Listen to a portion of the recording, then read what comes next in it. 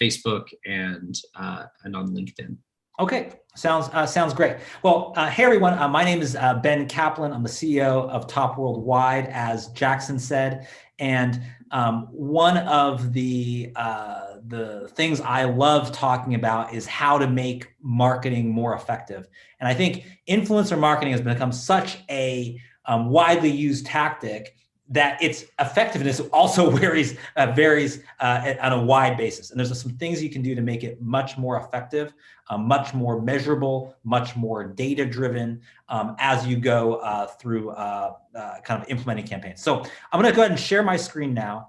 And the presentation today is called The New Rules of Influencer Marketing. And I want to start out talking about a little bit about our perspective on influencer marketing, how that has shifted over the years, and then also one, play a little influencer game, and two, get into sort of 10 principles that I think will make all of your campaigns more effective. So I'm going to share my screen right now and maybe tell you a little bit about how we think about influencer marketing. So first of all, we're a global marketing agency, but we're a data-driven marketing agency. So everything with influencers, we want to measure, we want to track, we want to, in our name, TOP stands for test, optimize, and perform. So everything is we want hard metrics and we want to drive real results. So yes, there's sometimes some warm and fuzzy results in influencer marketing, like you want like kind of general awareness, but we also want to drive, site visits, new users, new downloads, clicks, links, purchases, all of these things. So we approach it in a very data-driven way. So I'm going to give you some sort of strategies and tactics that draw upon this data-driven approach. Second, we view influencer marketing. These are the 48 marketing disciplines we do in 20 countries around the world. We organize them into 6 groups. You'll notice influencer marketing sits there in our digital group on the right-hand side, but it works a ton with the creative groups. It works a lot with communications and PR. We use a lot of influencer marketing with our insights group, which is down below in the middle. We use influencer marketing actually as extensions for growth and some of what our growth group does. It's a great mechanism for driving a lot of like inbound links or increasing SEO profiles as well. So the point I want to mention is we sort of oftentimes think of influencer marketing. We think of it in a digital way. It tends to be a digital first medium, but it actually extends into all the other types of marketing and advertising that we do. We use it in some of these sectors like these are all different agencies within our global company: top finance, top tech, top travel, top health, top education. These are all sectors and agencies that actually use influencer marketing every day. And then finally, I alluded to this a little bit earlier, but we've seen influencer marketing increase all over the world. So I'm going to give you stories and examples from our work in more than 20 countries around the world. And it's super interesting to do influencer marketing, whether that's in North America, which has a certain feel and flavor to it, or we go to, the Middle East and you have, influencers in the Gulf that span countries, and you can and then reach 5 countries at the same time, and it's a different dynamic there. And certain countries have certain types of influencers and others. So we do this all over the world. I'm going to give you some universal principles that work worldwide, but it also certainly works in specific markets, and if you're US focused, that as well. So what is influencer marketing? This is our definition, and we're going to play a little game related to this because I think the definition sort of matters in how you approach the practice. So our definition is it's the practice of promoting a product or service by strategically partnering with those who inspire or guide the actions of others. So there's a few things to unpack there. One, we do believe that influencer marketing it's promotional. You're often promoting a product or service at its core. But we view it as it's a strategic partnership with influencers. So it's not that, we're buying access on their Instagram feed, or it's not that, it's another form of advertising that's just a little bit more native, a little bit more organic. We view it as a partnership, and that influences some of the rules and the new rules we're going to talk about.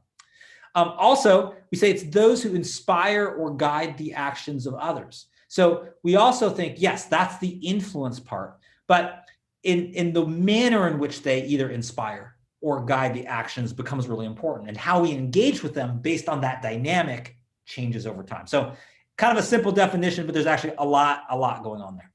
So to kind of give you a basis in this and to kind of look at the overall landscape, want to play the influencer game real quick. I'm going to give you some questions And this was a game done by one of our agencies in Top Network, PR Hacker, kind of developed this game.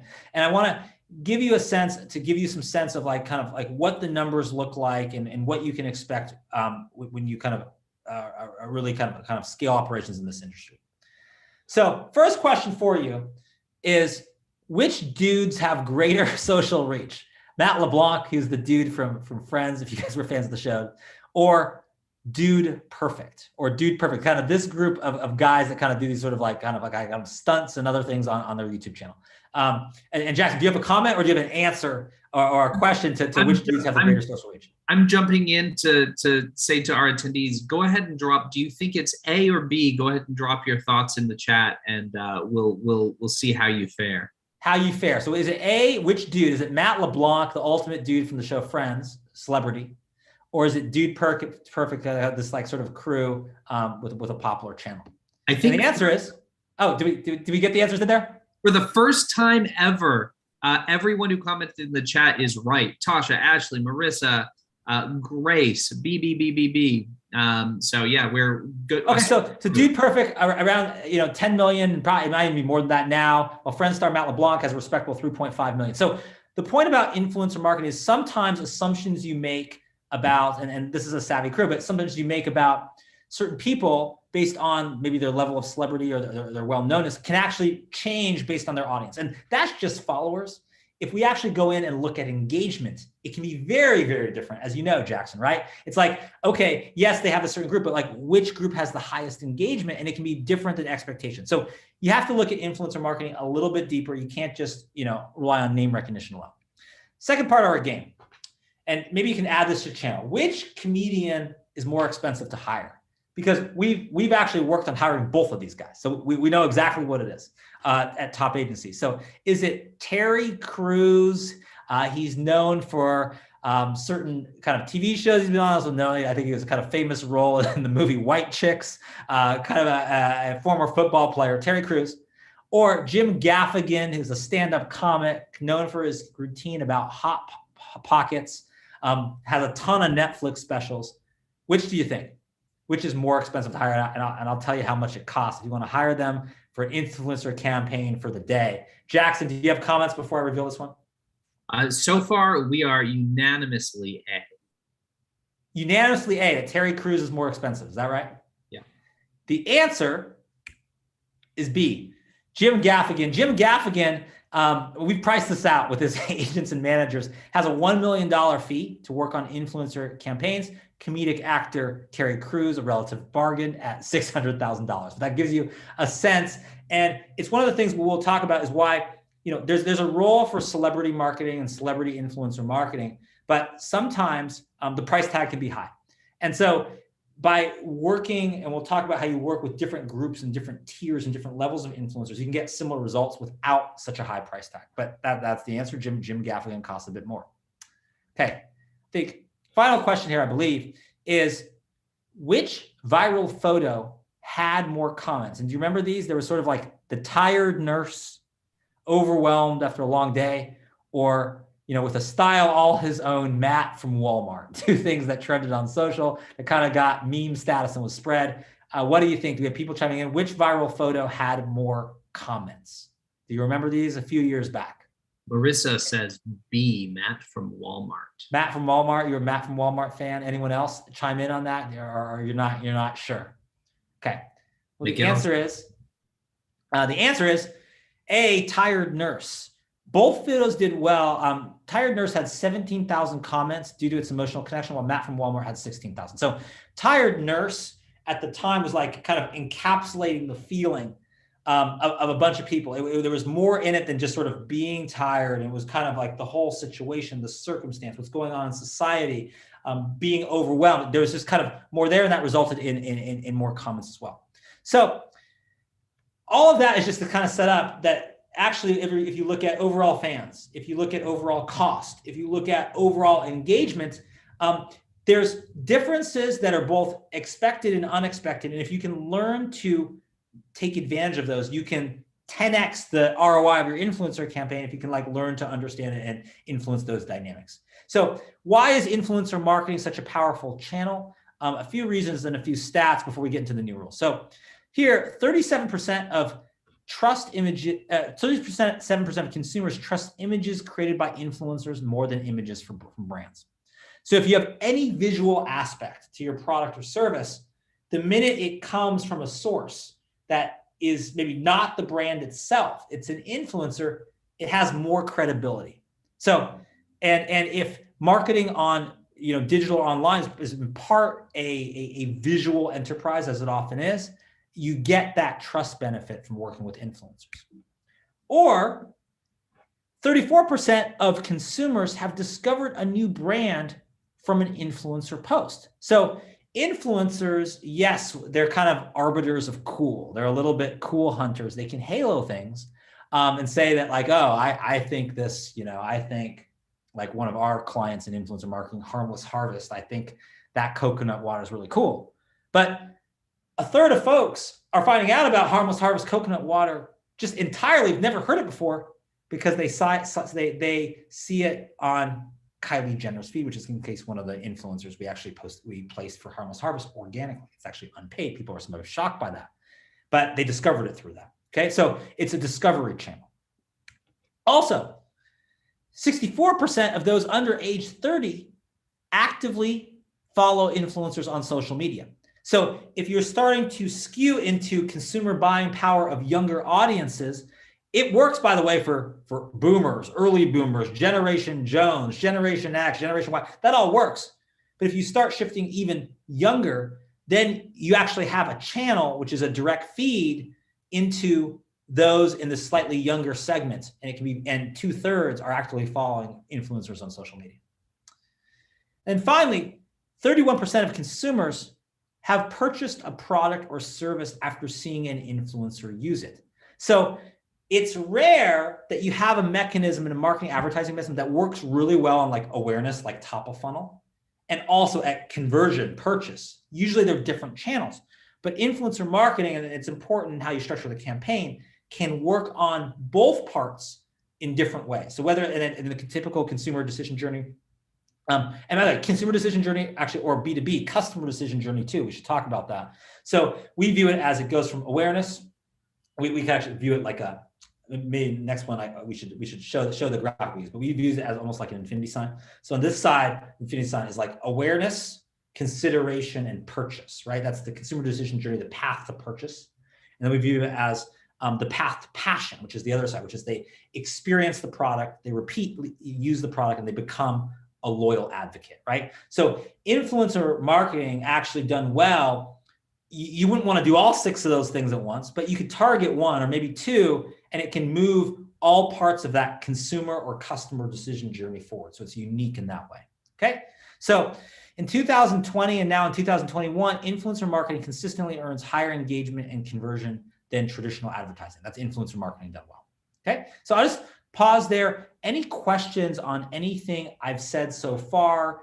Anything else, Jackson? You work a ton in influencer marketing that you want to comment on too, or anything from the group? I'd love. I hear some of you are sending house plants all over using influencer as a channel. I'd love to hear your questions. Post them in the group on anything we've said so far. The takeaway so far is that influencer marketing can help with awareness, consideration, purchase. You can engage with different types of influencers. It's not always the big celebrity influencer. Sometimes things are different in terms of converting in different channels. Jackson, any other comments or questions from the group?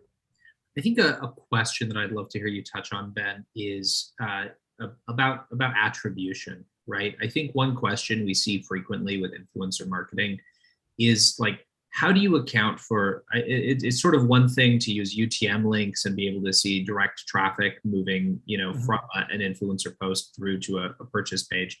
But how do you account for brand value? How do you account for the overall value of an influencer campaign? And I'm sure you'll touch on that, but that's one thing I hear frequently in the conversations that we're having with businesses. Sure, and I think, this is kind of like 2 different answers to that. I think one answer is you try to get as much attribution as you can directly. So yes, you can do things like UTM codes, but you also, because like a certain number of people won't follow the link, right? We'll just type something in a browser or just going to, search for something and go to the site. You also try to structure campaigns to allow you to have more attribution. So for instance, if certain influencers are going live at a certain moment or a certain day, and you control for everything else, and you just want to see lift attributable to that. Even if people don't follow a direct link that you can track, you can say, oh, it's driving to this landing page, or it's driving to our site, and our normal baseline level is here and our level is here. We can attribute that. So and some of how you do that is you structure the campaign to make the results more clear. So you don't want these 27 different marketing channels on the same day at the same time, because it makes it muddy. You can't see that. So that's one of just how do you structure and how do you create campaigns. Second, though, is there's many other ways that influencers, can impact a brand if you set up the right measurements. So we will often do brand lift studies, both unaided and aided awareness. Are people able to recognize the brand? We'll do that before and after campaigns. And we have an agency, Top Data, that specializes in this type of market research. Or we will do other things, like we will start measuring across from our sort of top digital SEO team, all of the inbound links and the SEO value of that, and people sharing those links and what the SEO value of the social media is of that. So I think what you have to do is kind of look across your marketing stack, look how things are measured, and say, these are all the ways that influencer can impact all of those, from something very technical like SEO to something less technical like brand lift. And you get all those things in parallel, and you measure all of those different things. And that's how you ascertain the true value. Okay, so let's jump into the 10 new rules of influencer marketing. I want to go through these and give you some examples from campaigns we've done. And certainly I'll also give you, our information, just topagency.com. My email is just ben.kaplan, Kaplan at topagency.com. So if you have follow-up questions or want more specifics, just let me know. And I'll give you the email again at the end. So 10 new rules of influencer marketing. Rule number 1, leverage groups over individuals. Leverage groups over individuals. And the reason I think this is important is that really no single influencer usually has the perfect audience, right? So by actually using groups, you can tailor and custom tailor a perfect fit. So okay, let's say this product or this service, we have a certain market that's like millennials, but then we also have other sub-markets, niche markets. Maybe it's Hispanic community, maybe it's LGBTQ community, maybe it's something else. So being able to do all of that, if we say let's look for sort of a Hispanic, millennial who's a member of the LGBTQ community, you could target someone like a single person like that. But what you actually might do is have different parts of a campaign that are designed to attract different segments. So by creating this portfolio of influencers, it allows you to have a more robust campaign in terms of audiences. Okay, so here's an example of that. Campaign we did for Milkbone. The challenge was Milkbone needed to remind people to treat their dog on Valentine's Day, right? Your furry soulmate, you love your dog, don't they deserve a Milkbone? But doing it on the day itself is often too late to create purchase. So what we did was we actually created with influencers doggy date night, a night to have a date with your dog a couple weeks before Valentine's Day. We used 20 influencers, 7 that were paid small amounts. We're talking actually just generally $100 to $200, or 13 unpaid that was just getting sort of exposure, tons of Milkbone treats to spread the word for their engagement. And so we used this with multiple influencers because we had very low budget for this. We add them trigger on a specific 2-hour block of time because we knew there was more value in sort of time gating it to get things to trend on Twitter. And we created this sort of event called Doggy Date Night. So these are some of the results, the posts from blogs to individual social of people on their Doggy Date Night, influencers starting this. And the result was, on kind of a small scale campaign done very quickly, we had 1,000 direct participants in 2 hours that reached 10 million people, that created 77 million impressions, and that generated 7,400 social media posts. And with engagement that was through the roof, some of the top posts were retweeted more than 200 times. And we actually got Doggy Date Night to trend on Twitter. So all of this was the powerful of a very low budget influencer campaign, but timed strategically, planned strategically, creating this moment that can leverage, awareness for a brand to then ladder into a big holiday. And all of that was created to get a result that was very, very effective. So, okay. But to do that, again, we were using 20 influencers, 7 paid and 13 unpaid. We could stretch our budget much further by doing that rather than having one big one. So that's why the new rule is leverage groups over individuals. Okay. Let's get to new rule number 2. Layer multiple influencer tiers. So not only do we want to think about multiple influencers, we want to have different levels. So we talk about influencers in different ways. So we might say, okay, this is travel influencers, for instance. Let's look at those US influencers with reach over 1 million. We might call these, hero influencers to us, right? Like really kind of like pretty big audiences. Or that second group in the middle of a reach kind of greater than 100,000, less than 1 million. These might be macro influencers in travel. Or reach that's greater than 10K, less than 100,000 might be micro influencers. So the point is that to get the most kind of ROI generating campaign, we don't have to use all of one type. If we're using groups, we might assemble some hero, some macro, some micro, some nano influencers and put them together. Here's some numbers breakdown. These are all influencers we track, numbers from our database, our proprietary database that we keep on lifestyle influencers, right? Again, it's sort of like hero, macro, micro. Automobile, let's look at something even more niche. Numbers are smaller, but still there, different levels and tiers. So here's a campaign we did for Laffy Taffy that leveraged different tiers of influencers to get the result we want. So we're dealing with there's Joe McHale, their celebrity type influencer, though heavily negotiated fee to make that happen, which is one of our specialties. Macro influencers, which is a popular comic strip. This is all a campaign about, are you pro or anti banana Laffy Taffy? It was a social media insight we noticed online from some of our social work for Laffy Taffy, turned it into an influencer campaign. Let's embrace the controversy instead of hide from it. And then micro influencers, this family of influencers there in front of their city hall in their town, talking about, there you go, make America banana again. We want banana Laffy Taffy. They're pro banana there as well. So the point is that not only should you think about influencers and using multiple, and you can use that to customize and reach different audiences, but you should also use different tiers in the same campaign. Jackson, any other comments or thoughts on that? I know we love chatting with people about influencer work, and one of the things we do is we will often talk about how do you create a tier of influencers, and we have even our own token system that allows you to sort of say okay, should we go with the one macro influencer or the 5 micro influencer, or the 10 nano influencers? And we do this in this way because it allows us to get a more robust result than just saying oh, we're only going for people with at least 500,000 followers, let's say. Sure. I think one thing that is maybe an insight from the Laffy Taffy campaign is that it can be sort of easy as a brand to fall into the trap of engaging influencers on a one-off basis and as individuals, right? So for example, if you're selling, shoes, you give a pair of shoes to a given influencer and you ask them to, post about it. And maybe they say it's really cool and it gets interest from their following. But what's more powerful, and I think this is really illustrated by the Laffy Taffy campaign, is bringing together a coalition of influencers around a particular central drive and central push, because that creates kind of a sense that there's really something afoot here, right? There's really kind of something central and unifying across those influencers.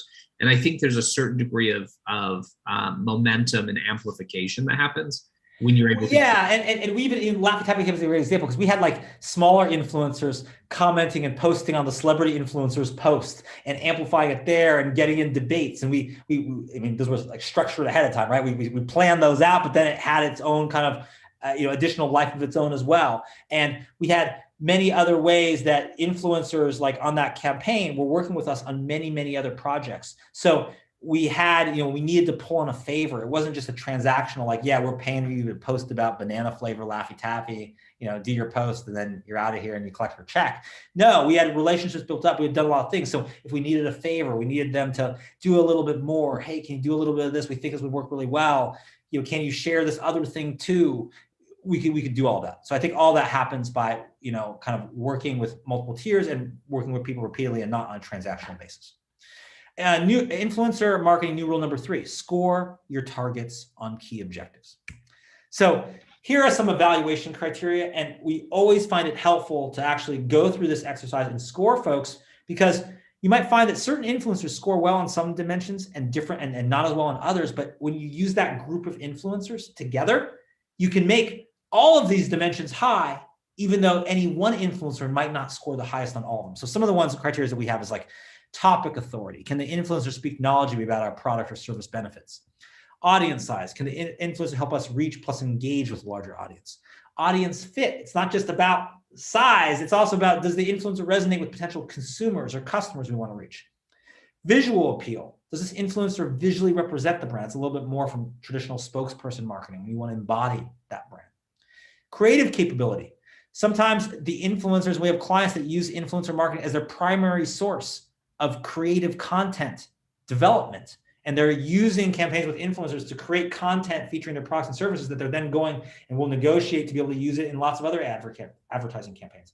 So these are all criteria, and this is how we score it. So whether we're looking at this case, a chef and blogger, and she has like a food focus and she's health conscious, part of this campaign was more fitness focused, which she was sort of less fitness focused, but that was okay because she was in a group with other influencers of other tiers, and we sort of, because we had her for food, we had other people for fitness to get the overall effect we want. So that scorecard allows you to create a portfolio of influencers from a campaign that allows you to score high across all your dimensions, even though you don't have to have the perfect influencer, in every dimension, if that makes sense. Okay, so brings us to the new rule number 4 of influencer marketing, which is develop relationships instead of transactions. And we touched upon this, but I want to show you an example of an influencer we work with, in this case, across 3 different clients. 1 is Bowflex, big budget campaign.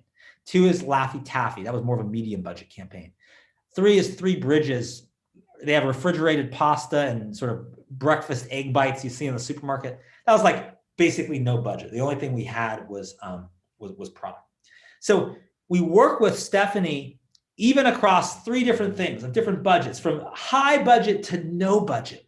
And we'd still work with her because we had developed a relationship. It wasn't just a transaction. So I think developing those relationships, if you want to get more ROI for less, with less spend, it's an avenue to do that. So you need to nurture these relationships. And so what we do and what we recommend is, it's not just that, yeah, we work with you, great, here's your fee, or here's what we promised you, wish you well, see you next time. But when people do great work, when people go above and beyond, when influencers are really getting passionate about a project, we try to surprise and delight them. We try to give them extra bonuses. We try to invite them to special events. We try to treat them really well. So, that develops relationships over time. And I think you can do that as a brand. You can also do that as we do that as an agency, right? So if we need a favor from someone and we have relationships with thousands of influencers, we can say, hey, this campaign's a little different, maybe something different than you've normally done. We actually think, though, you could be a great help to this. I know it's not what you normally do, but can you do us a favor, do us a solid here? And often they'll say yes, because we've developed that relationship. Brings us to influencer marketing new rule number 5, which is time your message to seize the moment. Time your message to seize the moment. So if you take the same post, the same creative, the same audience, the same engagement rate, but you strategically time it using a process we call calendar-based marketing, you can get totally amplified results if you time it well. So identify windows of opportunity. So influencer marketing at its best shouldn't exist as its own channel, its own silo that's sort of divorced from every other channel. But how does it match up with other moments on your company or brand or product calendar? So is there certain drive periods? Is there certain industry events? Are there certain viral trends that are blowing up? How do we use influencer marketing not as its own siloed area that, yeah, we get some folks who have some big followers and fans to post some stuff, but how do we make it integrate with everything else that's going on as part of your marketing mix? So here's an example. This was related to a cooking contest that was timed during March Madness college basketball season to actually have, we actually then created within March Madness Soup Week and Appetizer Week and Barbecue Week and these other moments to leverage that timing and get more amplification by leveraging, this particular drive period for this brand. That's why one of the things we did is that we created National Today, which is the world's first viral holiday platform. This was done through our kind of PR hacker agency. And Jackson, you're super active on National Today. If people check it out, they go to nationaltoday.com And what it is that basically we are the number one platform in the world. It's a division of our agency for viral holidays like National Tequila Day or National Margarita Day or National Love Your Pet Day or International Yoga Day. We are the number one site in the world for that. We created it because this timing factor was so important. And we actually create tons of holidays in combination with influencer marketing campaigns, right? So we created National Fetch Day for the inventor of the Chuck It toy where you play fetch with your dog, and then used an influencer campaign with that to amplify it further. So these holidays are really powerful in combination with influencer campaigns. I'll also throw in there, Ben, that they become a really powerful anchor point for other marketing activities, right? So if you've got your influencer campaign, all of a sudden it also makes sense why you might be pushing a sale via an email campaign. And all of a sudden it makes sense for you to start having, related content going out on your social media feed, and right. And it even makes sense if you're bringing in a PR and earned media aspect, right? It answers the question for audiences of why now? Why is, today the day that I'm going to make a purchasing decision?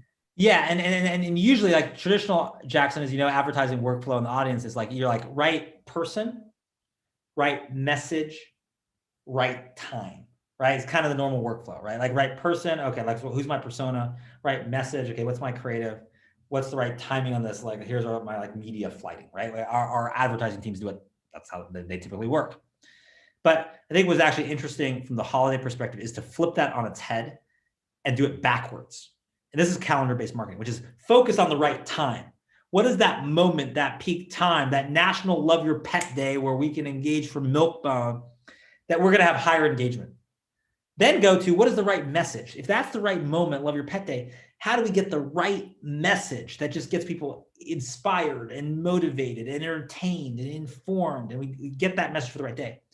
And then finally, who are the right targets who are going to eat up this day and this moment and this message, who are going to love it, who are going to share it at a disproportionate rate?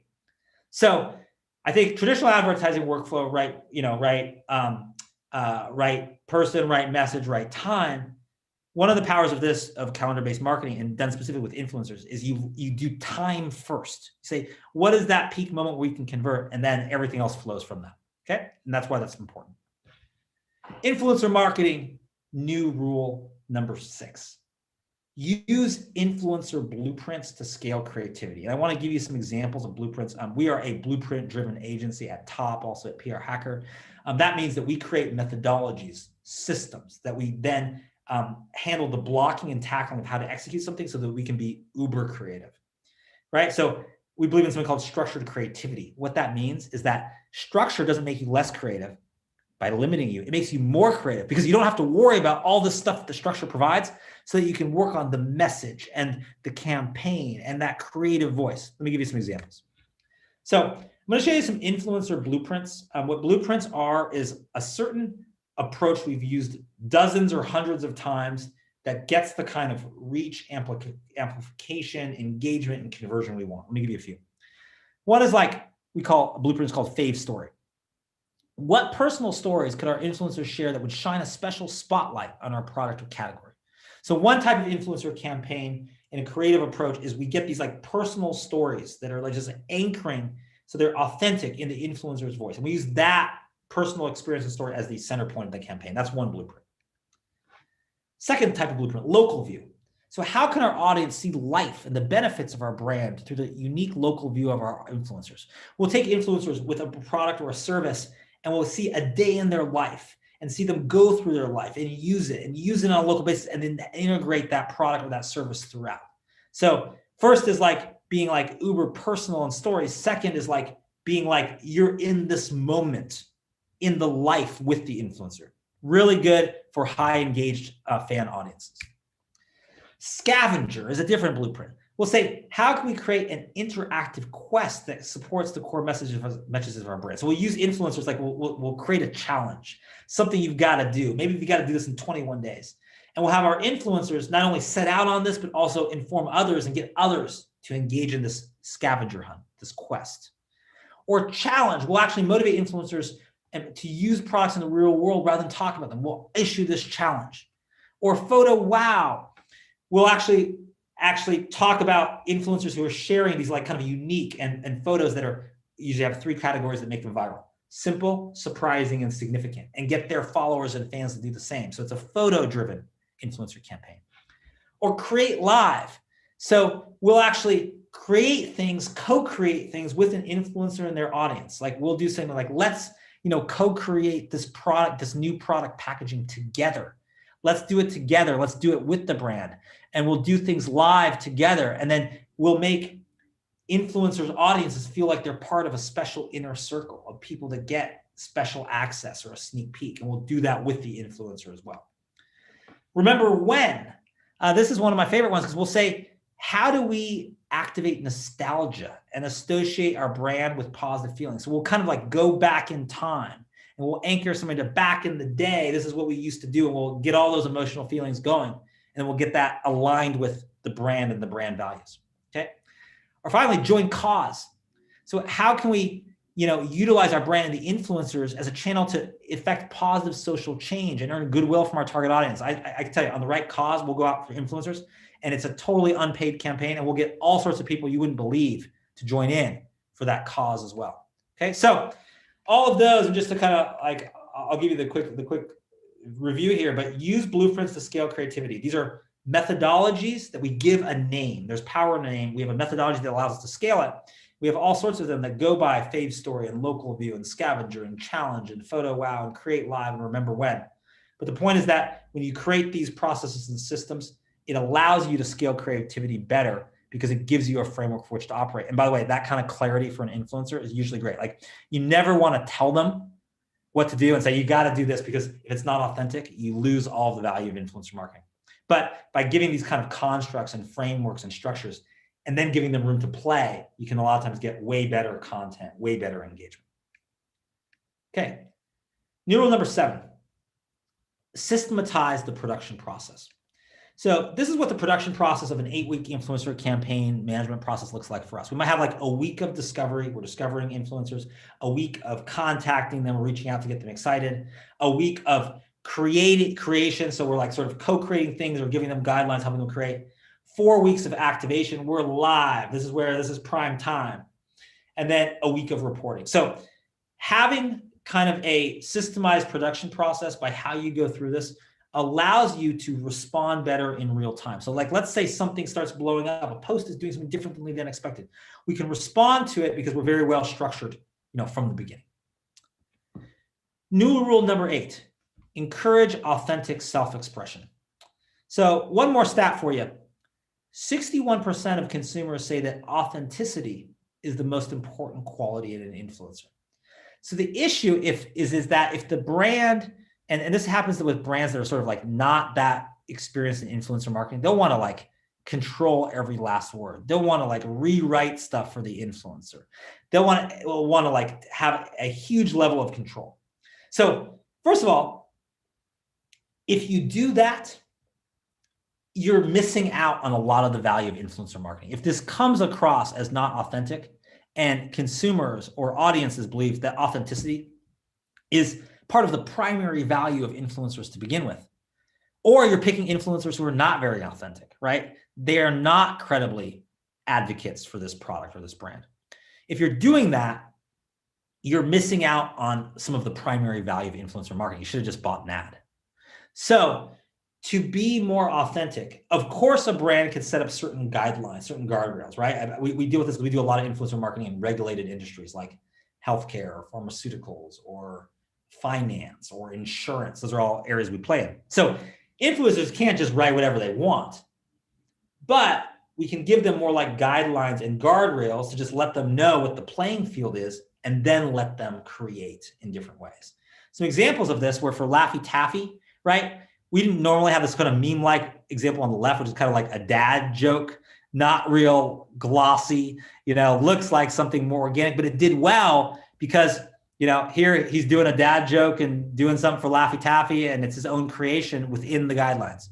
Or on the right side for Three Bridges is another example of someone, featuring the product. We didn't say exactly how to feature it. And look, they're making these cute little, I don't know, chickens, egg breakfast chickens there. They're finding a different way to kind of show creative enthusiasm for the product. So some of these kind of posts, which were some of the most effective in those campaigns, come from setting guidelines, setting guardrails, but then giving people room to create. And if you limit it too much, you're also losing on a lot of, one, authenticity, we talked about, but two, just creative inspiration that you can get if you don't prescribe everything in advance. New Year rule number 9, give your audiences a reason to engage. So I mentioned this a second ago. Want to do the quiz. What makes an idea easy to spread? Do you remember? And I would argue it would come down to 3 things. 1, is it simple? To be shareable, to be spreadable, it's got to be simple, almost by definition. Why? Well, it's just because to share it, to spread, people have to understand it fast, pass it on to someone else fast, who also understands it fast. And we're all busy. We're all living complicated lives. It's become a lot more complex in the last year or two. And so simplicity is a requirement for things to spread fast and spread virally fast, because it makes it take less time and effort to spread it. Second, surprising. So we think we've seen it all before. And I don't need to engage with this, right? But it was just like that other thing I saw. But if we can do surprising things that break the expectation, that's another thing that makes ideas spread. And finally, significant. So it can be simple, it can be surprising, but that's not enough. Here's an example of something that's simple and surprising. Blah, right? You didn't expect me in an influencer marketing presentation to all of a sudden stop the presentation and go blah. That was simple. I just went blah. That was surprising. You didn't expect a webinar presenter to do that. But was it significant? Not really. It didn't say something deeper. It didn't have a different purpose. So simple, surprising, and significant give audiences a reason to engage. So as you create your influencer creative, as you co-create creative, as you come up with the influencer campaign concept, can you make it more simple, more surprising, and more significant? So here is an example of the Cheerios challenge. This is stacking Cheerios on a baby's forehead. Even President Obama was doing it. So is this simple as an influencer campaign? Absolutely, right? It's Cheerios stacked on a baby. I get it. Is it surprising? Hadn't quite seen this before. Is it significant? Actually, it is saying something more significant, because this is all about, dads who have a sense of humor and who bring, kind of love and joy to their families. It's about celebrating that by celebrating these Cheerios on a baby's forehead, right? So it does say something that showing the world that you're a fun and humorous dad. And finally, new rule number 10, measure results and reward performance. So you should track reach and engagement in real time so that you can adjust the campaign to deliver more results. So what this means is it's not just the campaign roundup at the end, but if we can know how something's doing, if we can see it doing well, then let's double down. Wow, this particular influencer, their audience is going crazy for this. Let's do more. Let's reward them more. Let's do more contests. Let's do more campaigns.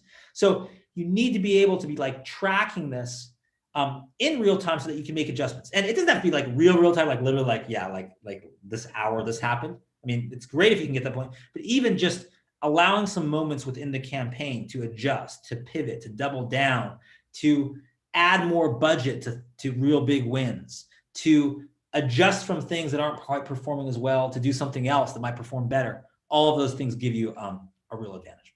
So Jackson, those are the new rules of influencer marketing. I'd love to open it up for questions. And my question is, what is the one thing? And I want to know, what is the one thing from this presentation that you either found interesting, useful, you're going to implement tomorrow, memorable? I want to know what I said that might be simple, surprising, and significant. So I want to know the one thing that you found most useful, but also I'd be happy to answer other questions. And while we do that, we can kind of review the 10 new rules of influencer marketing. And I'll also put up on my screen my email address, which is ben.kaplan@topagency.com. For questions, happy to answer them. Copies of the slide deck, let me know. Or projects, our influencer teams, which is truly like a global team. I mean, we have people, I was just in a meeting today, on all continents of the world doing this, creating engagement. Of course, North America, US, but you got to meet Adriana from Brazil, or you got to meet Z from Philippines, all on our influencer team. We'd love to hear about your projects. But questions, comments, or your one thing. By the way, while we're waiting to see if we have any questions come in, I have dropped your contact information and mine in the chat, including, by the way, links to Ben's YouTube channel, LinkedIn, and of course, emails, and our events page at top, so you can register for future events. Okay, and then tweet at me at Benjamin Kaplan, the one thing if you have it. Email me, ben.kaplan@topagency.com, or LinkedIn. I'm happy to engage there, and I do a lot of LinkedIn posts. And just if you do a LinkedIn post, just or a message to me, just say that you attended my webinar. I get like dozens or even hundreds per day of requests, and I don't accept all of them. But if I know that someone's there, I will absolutely do that. So any kind of final comments or questions? And I see one here from Marissa. We're typically given $5K to hire influencers and pay for desired deliverables, and also cover travel. Would love to hear how others determine budget and prices. So I think a couple things on sort of the continuum of pricing. We often will engage both organic influencers and paid influencers, right? So people that, and organic influencers, we're often doing like barters, trades, other things.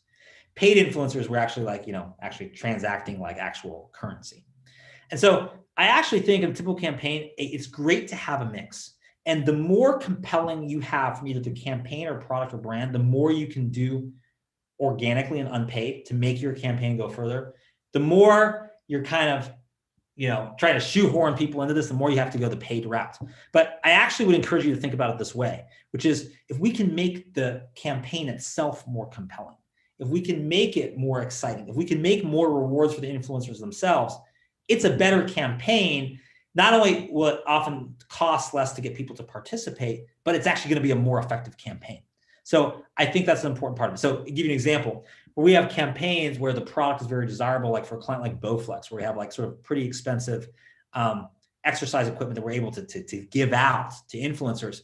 We're doing very little on paid, right? We're leveraging that. And you'd be surprised because even a machine that might cost a couple $1,000s, let's say, can get an influencer on board who might otherwise cost $25,000, but still it's a very efficient way to get them on board is actually through barter.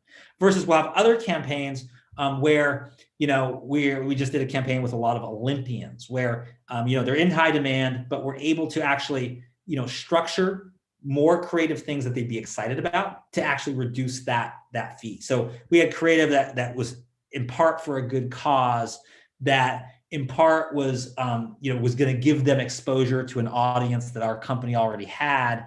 And so because of that, we were able to get Olympians that might've cost, $50,000 at the sub $10,000 point. So we were still paying for things, but it was a much better deal because of how we structured it. So what I would sort of encourage you, Marissa, to think about pricing is that how is organic influencers as well as paid influencers part of the mix?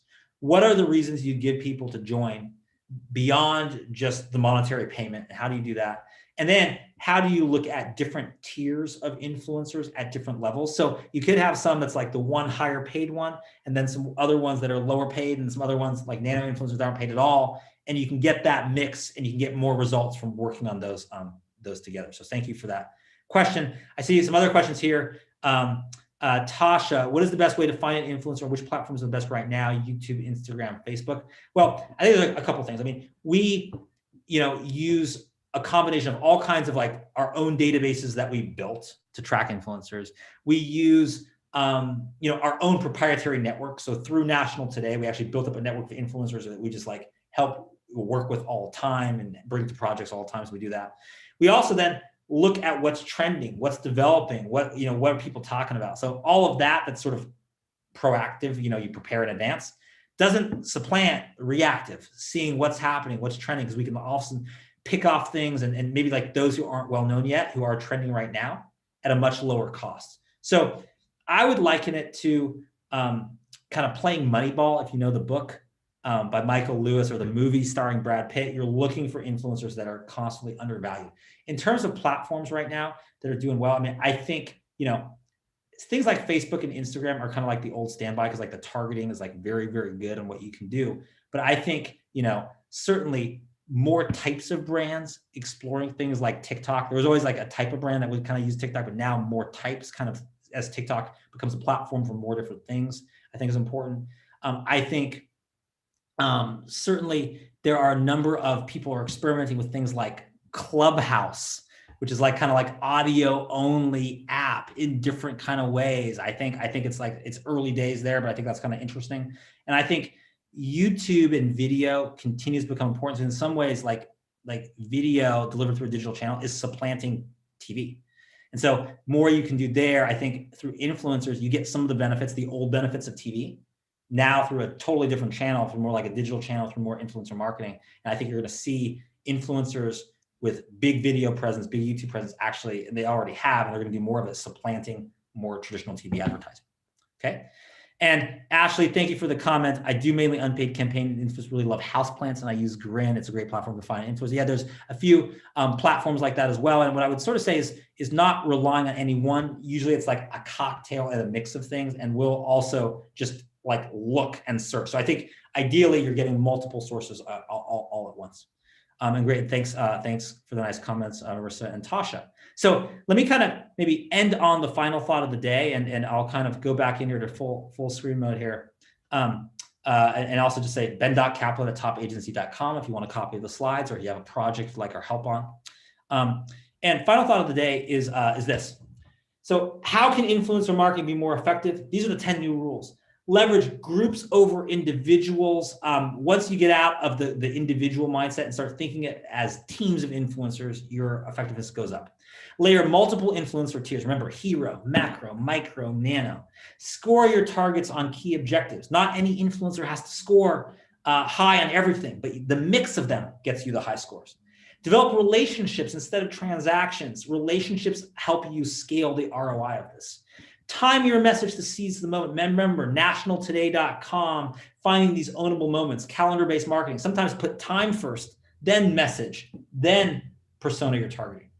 6, use blueprints to scale creativity. Remember, we had ones like remember when, or challenge, or fave story. Use these scalable creative structures to make your campaigns more interesting, more inspiring, more engaging. New rule number 7, systemize the production process. So have a clear process in place and then allow yourself the flexibility to take detours and side turns because you put that process in place. Number 8, encourage authentic self-expression. So don't just think that you need to tell the influencer exactly what to say. Say this verbatim. Say it's exactly how we want it. Give them a playing field, but then let them ideate, let them create. They'll sometimes surprise you and do something more effective than even you could think of yourself. New rule number 9, give your audience a reason to engage. Remember the 3 S's: simple, surprising, and significant. If you can create posts, activations, engagement that are simple, surprising, and significant, it will be more shareable, it will be more viral, and you will get more ROI from your influencer spend. And finally, new rule number 10, measure results and reward performance. So measure results at a faster cadence, reward influencers who are doing well, and adjust and pivot your campaign in real time to maximize your results. That's the essence of test, optimize, and perform. That's our agency, TOP. It's an acronym. And also, we're a new kind of agency. So if you're also interested in your influencer campaigns in incorporating more data, we collect data, we validate data, we optimize data, we time data, we integrate data, we scale data. So if you have a boss or a board of directors, or just you're a person that wants to know how the influencer marketing is doing, we'd love to hear from you. Find us at topagency.com, and we can talk about how to make your next influencer campaign more data-driven. And that's it. Jackson, thank you so much for hosting. Thank you to our audience. I hope that was useful. Ben.Kaplan@topagency.com, and I wish you all that kind of success. And next week, we're going to do this again, the new rules of PR. So hope to see you there. If you haven't signed up for that, you can sign up at topagency.com, and we'll let you know. Thanks, Jackson. Thanks, Ben. Okay. Thanks, everyone. Cheers. Take care. Bye-bye.